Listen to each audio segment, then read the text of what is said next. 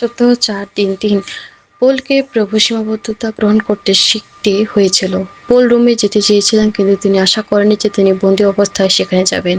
Pole রোমের বিশেষীরা বলেছিলেন যে তিনি তাদের মাধ্যমে স্পেনে যেতে আশা করেন, কিন্তু তিনি কখনো স্পেনে যাননি।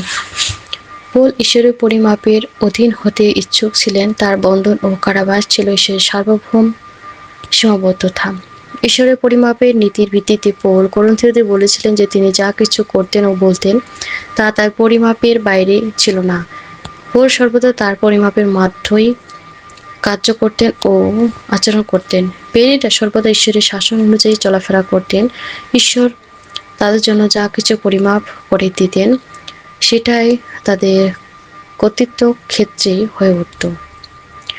মণ্ডলীর সেবায় আমাদের উপলব্ধি করা দরকার যে ঈশ্বর আমাদের জন্য শুধুমাত্র একটি নির্দিষ্ট পরিমাণেই পরিমাপ করেছেন এবং আমাদের নিজেদের পরিমাপের বাইরে প্রসারিত হওয়া উচিত নয়। আমাদের নিজেদের সীমাবদ্ধতা জানা দরকার। পৌলের মতো ঈশ্বর আমাদের যতটুকু পরিমাপ করেছেন আমাদের সেই অনুযায়ী চলাফেরা ও কার্য করা উচিত। প্রাতঃকালীন প্রতিপালন এফেসীয় 3:1-2।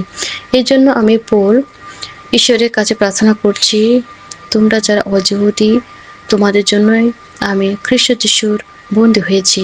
তোমরা নিশ্চয়ই শুনেছ যে ঈশ্বর তার দয়ার ব্যবস্থা তোমাদের জানবার ভার আমার উপর দিয়েছেন। আমেন।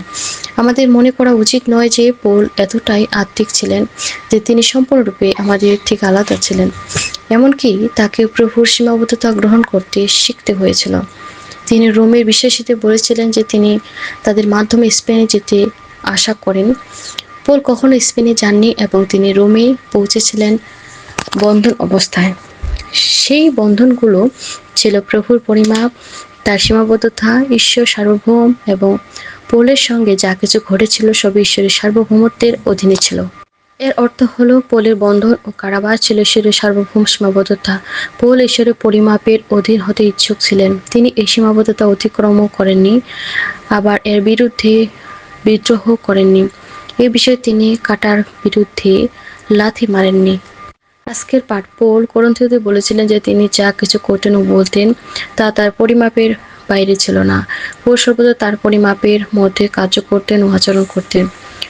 যিহুদীকরণকারীদের বিপরীতে তিনি কখনো তার কর্তৃত্ব ক্ষেত্রের বাইরে যাননি। 2 করন্থীয় 10:13-15 পৌল যেন বলেছেন, করন্থীয়গণ একটি মণ্ডলী হিসাবে তোমরা যিহুদীকরণকারী প্রচারকদের আগমনের কারণে অনেক কষ্ট ভোগ করেছ। একদিকে তারা খ্রিস্টকে প্রচার করে, অন্যদিকে তারা এখনো মসির ব্যবস্থা শিক্ষা দেয়। তাই তারা সমস্যার সৃষ্টি করে এবং মণ্ডলীর জীবনকে ক্ষতিগ্রস্ত করে। তোমাদের উপলব্ধি করা উচিত নয় যে এই যিহুদীকরণকারীদের কখনোই করন্থিয়ে আসা উচিত ছিল না। ঈশ্বর করন্থীয় নগরীকে তাদের জন্য পরিমাপ করেননি। করন্থীয় তাদের কর্তৃত্ব ক্ষেত্র নয়। সত্য কথা বলতে কি, করন্থীয় আমাদের কর্তৃত্ব ক্ষেত্র, আমার এলাকা।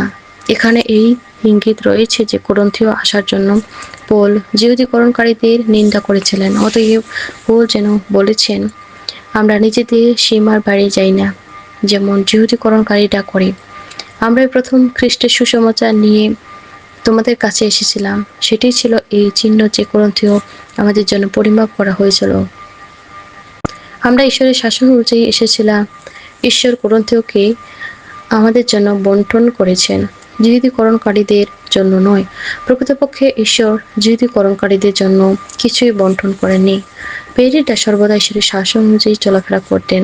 যদি ঈশ্বর যিহুদীকরণকারীদের জন্য কোনো নির্দিষ্ট এলাকা বণ্টন করতেন, তবে প্রেরিতরা সেই এলাকায় যেতেন না, কারণ তা করলে তারা নিজেদের সীমার বাইরে চলে যেতেন।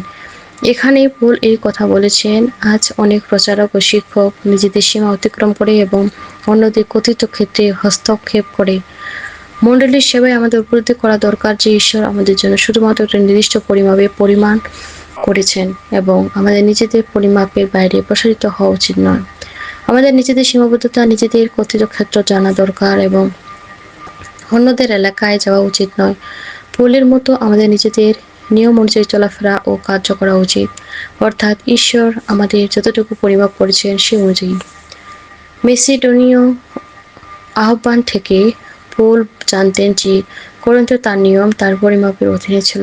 পেরির 16 থেকে আমরা জানি যে পৌল স্পষ্ট উপলব্ধি করেছিলেন যে ঈশ্বর তাকে ইউরোপের জন্য আহ্বান করেছেন।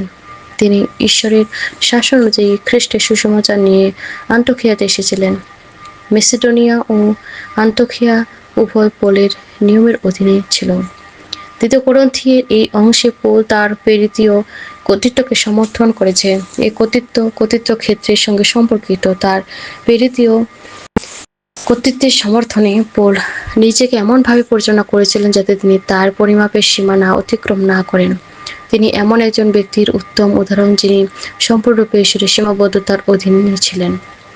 আমি বিশেষভাবে তরুণদের উৎসাহ দেই যেন তারা বাক্যের এই অংশ অধ্যয়ন করে এবং এর থেকে শিখে কিভাবে মণ্ডলীর সেবায় নিজেদের পরিচালনা করতে হয় এবং কিভাবে প্রভুর পুনরুদ্ধারে চলাফেরা করতে হয়। তরুণরা, তোমাদের নিজেদের নিয়ম, নিজেদের সীমা জানতে হবে। এর অর্থ হলো তোমাদের জানতে হবে ঈশ্বর তোমাদের কতটুকু পরিমাপ করেছেন, কতটুকু তোমাদের জন্য বন্টন করেছেন।